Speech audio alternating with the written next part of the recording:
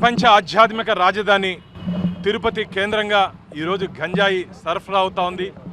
తులసి వనం లాంటి తిరుపతి క్షేత్రాన్ని గంజాయి వనంగా మార్చేశారు ఈ అధికార పార్టీ నాయకులు. గతంలో అనేక పర్యాయాలు ఈ అంశం మీద జిల్లా యంత్రాంగాన్ని, జిల్లా పోలీస్ యంత్రాంగ దృష్టికి మేము తీసుకుని వెళ్ళడం జరిగింది.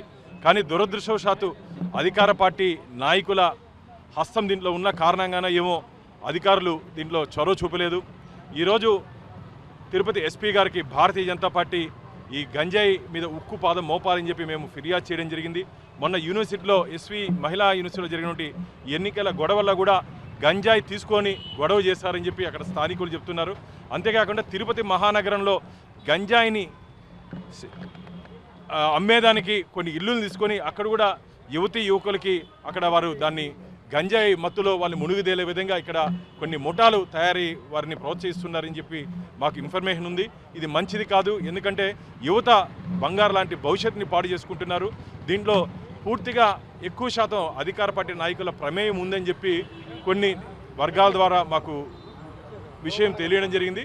పూర్తి వివరాలు ఎస్పీ గారికి మేము ఇవ్వడం జరిగింది. దాన్ని వారికి సానుకూలంగా స్పందించి రాబో రోజుల్లో దీని మీద ఉక్కు పాదం మోపుతానని చెప్పి ఎస్పీ గారు మాకు హామీ ఇవ్వడం జరిగింది.